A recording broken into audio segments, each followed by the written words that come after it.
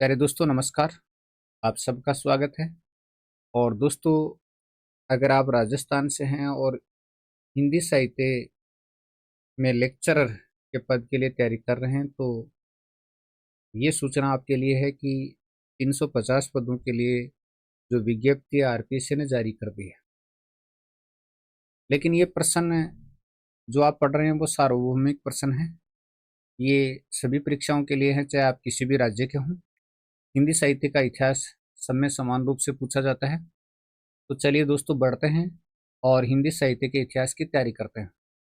और दोस्तों, एक बात ये भी बता दी जाए आपको कि फर्स्ट ग्रेड की तैयारी करने वाले विद्यार्थियों के लिए समय समय पर जो मुख्य रूप से मेरे दोनों चैनल हैं, भास्कर सरोज हिंदी एजुकेशन और भास्कर बीरबल सिंह, दोनों पर आपको लगातार वीडियो मिलते रहेंगे।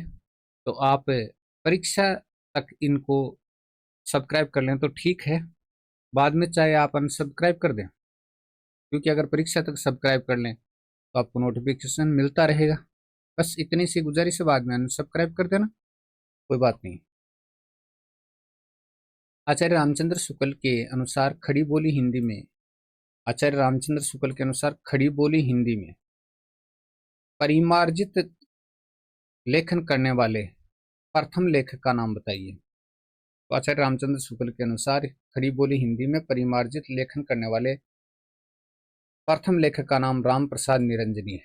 राम प्रसाद निरंजनी है। दूसरा है, रणधीर प्रेम मोहिनी की रचना किसने की? लाला श्रीनिवास दास ने रणधीर प्रेम मोहिनी की रचना की थी। प्रहलाद चरित की रचना किसने की? प्रहलाद चरित की रचना लाला श्रीनिवास दास ने की थी। प्रहलाद चरित की रचना। अमर सिंह राठौड़ नाटक के नाटककार का नाम बताइए। अमर सिंह राठौड़ नाम का नाटक किसने लिखा? तो ये लिखा था पंडित राधाचरण गोस्वामी ने। भ्रमरगीत निपद नादान रचना के रचनाकार का नाम बताइए। भ्रमरगीत निपद नादान रचना के रचनाकार पंडित राधाचरण गोस्वामी हैं। बिरजा उपन्यास के रचनाकार का नाम बताइए। पंडित राधाचरण गोस्वामी का उपन्यास है बिरजा। ठीक है। अब्र नाम से उर्दू में लेखन कार्य करने वाले लेखक का नाम बताइए। अब्र नाम से उर्दू में लेखन कार्य करने वाले लेखक का नाम। तो ये बद्री नारायण चौधरी प्रेमगंज थे जो अब्र नाम से उर्दू में लिखते थे। याद रखना दोस्तों, ये प्रश्न मोस्ट है। मन की मौज रचना के रचनाकार का नाम बताइए। बद्री नारायण चौधरी प्रेमगंज की रचना है मन की मौज। नेक्स्ट, प्रेम पीयूष वर्षा किस रचनाकार की रचना है? बद्री नारायण चौधरी प्रेमगंज की रचना है प्रेम पीयूष वर्षा। ठीक है। नेक्स्ट, रसकान शतक की रचना किसने की? प्रताप नारायण मिश्र ने रसकान शतक की रचना की थी। प्रताप नारायण मिश्र ने। दीवाने रचना के रचनाकार का नाम बताइए। प्रताप नारायण मिश्र की रचना है दीवाने। तो दीवाने रचना के रचनाकार कौन है? प्रताप नारायण मिश्र। हिंदी की हिमायत हिंदी की हिमायत रचना के रचनाकार का नाम बताइए। प्रताप नारायण मिश्र की रचना है हिंदी की हिमायत। भारतेंदु युग के कवि का नाम बताइए जो विजय राघवगढ़ रियासत के राजकुमार थे। भारतेंदु युग के कवि का नाम बताइए जो विजय राघवगढ़ रियासत के राजकुमार थे। ठाकुर जगमोहन सिंह जी थे जो विजय राघवगढ़ रियासत के राजकुमार थे। आश्चर्य वृतांत के लेखक का नाम बताइए। आश्चर्य वृतांत, तो ये अंबिका दत्त व्यास की रचना है आश्चर्य वृतांत। गद्य काव्य मीमांसा रचना के रचनाकार का नाम है अंबिका दत्त व्यास। गद्य काव्य मीमांसा नाम की रचना किसने लिखी? अंबिका दत्त व्यास ने। बालकृष्ण भट्ट ने किन किन पत्र पत्रिकाओं का संपादन किया? तो हिंदी प्रदीप का और ये मासिक हिंदी प्रदीप मासिक पत्र का और प्रेम पुंज पत्रिका का। दो चीज ध्यान रखना, हिंदी प्रदीप मासिक पत्र था और प्रेम पुंज पत्रिका थी। छप्पन की विदाई रचना के रचनाकार का नाम बताइए। राधा कृष्ण दास की रचना है छप्पन की विदाई। नेक्स्ट, राम जानकी रचना के रचनाकार का नाम बताइए। राम जानकी, तो ये राधा कृष्ण दास की रचना है राम जानकी। अगला है प्रताप विसर्जन रचना के रचनाकार का नाम बताइए। प्रताप विसर्जन रचना इनकी है राधा कृष्ण दास की रचना है प्रताप विसर्जन। राम प्रसाद निरंजनी की रचना का नाम बताइए। भाषा योग वशिष्ठ राम प्रसाद निरंजनी की रचना है। रहीमन विलास की रचना किसने की? रहीमन विलास की रचना राधा कृष्ण दास ने की थी, रहीमन विलास की रचना। भारतेंदु युग का नामकरण किसके आधार पर किया गया? भारतेंदु युग का नामकरण किसके आधार पर किया गया? भारतेंदु हरिश्चंद्र के नाम के आधार पर किया गया था। भारतेंदु युग को पुनर्जागरण काल किसने कहा? डॉक्टर नागेंद्र ने कहा था भारतेंदु युग को पुनर्जागरण काल। सदल मिश्र की रचना नासिकेतोपाख्यान का दूसरा नाम क्या था? बहुत शानदार क्वेश्चन है दोस्तों। सदल मिश्र की रचना नासिकेतोपाख्यान का दूसरा नाम चंद्रावती था। सुख सागर की रचना किसने की? मुंशी सदासुख लाल ने सुख सागर की रचना की थी। खड़ी बोली हिंदी को टकसाली भाषा किसने कहा? खड़ी बोली हिंदी को टकसाली भाषा कहने वाले कौन थे? गिलक्रास्ट ने कहा था खड़ी बोली हिंदी को टकसाली भाषा। खड़ी बोली हिंदी का दूसरा नाम क्या है? कोरवी है। खड़ी बोली हिंदी का दूसरा नाम कोरवी। रानी केतकी की कहानी का दूसरा नाम क्या है? उदय भानचरित है रानी केतकी की कहानी का दूसरा नाम। ब्रजभाषा के स्थान पर खड़ी बोली हिंदी को प्रतिष्ठित करने का आंदोलन सर्वप्रथम किसने चलाया? तो आंदोलन चलाने वाले कौन थे? अयोध्या प्रसाद खत्री ने चलाया था यह आंदोलन। नेक्स्ट, हिंदी गद्य का जन्मदाता किसको कहा जाता है? भारतेंदु हरिश्चंद्र को हिंदी गद्य का जन्मदाता कहा जाता है। कविता वर्धिनी सभा की स्थापना किसने की? भारतेंदु हरिश्चंद्र ने की थी कविता वर्धिनी सभा की स्थापना। रस्सा उपनाम से लेख कार्य कौन करते थे? बहुत शानदार क्वेश्चन है। रस्सा उपनाम से लेखन कार्य कौन करते थे? भारतेंदु हरिश्चंद्र।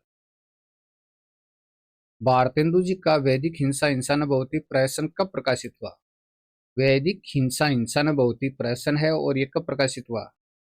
1873 में। भारतेंदु हरिश्चंद्र की रचना नील देवी का प्रकाशन कब हुआ? 1881 में प्रकाशन हुआ था नील देवी का। नील देवी का प्रकाशन कब हुआ? 1881 में। नील देवी साहित्य की किस विधा में लिखा गया है? नील देवी है वो साहित्य की किस विधा में लिखा गया है? तो ये गीति रूपक है। गीति रूपक है। भारतेंदु जी की उस रचना का नाम बताइए जिसमें प्रेम भक्ति का आदर्श स्वरूप प्रस्तुत किया गया है। प्रेम भक्ति का आदर्श स्वरूप प्रस्तुत किया गया है। चंद्रावली नाटिका।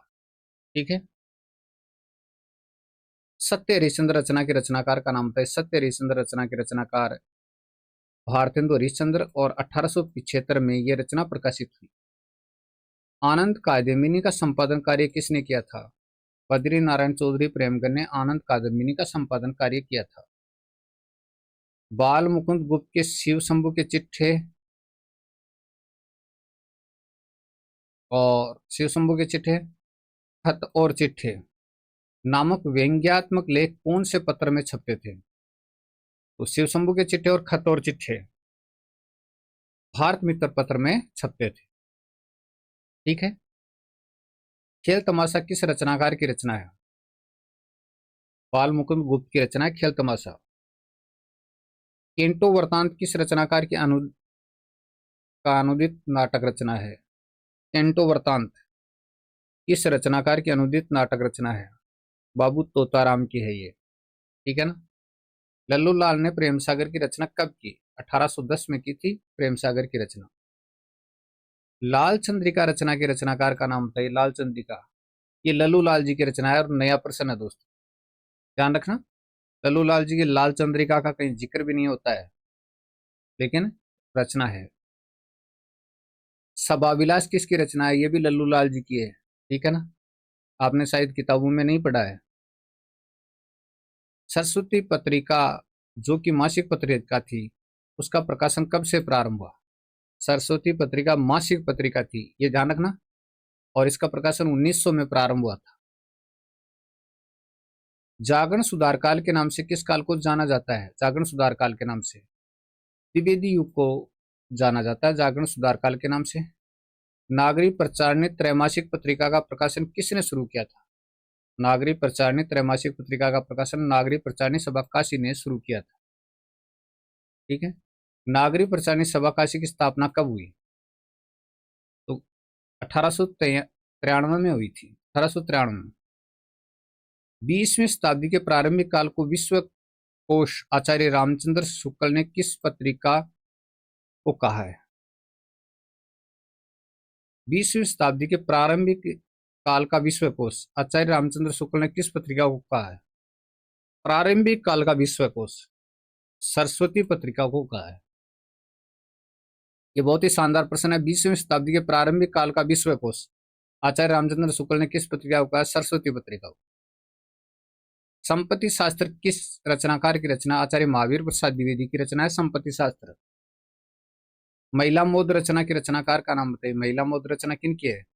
आचार्य महावीर प्रसाद द्विवेदी की रचना है महिला मोद। काव्य मंजूषा रचना के रचनाकार आचार्य महावीर प्रसाद द्विवेदी की रचना है काव्य मंजूषा।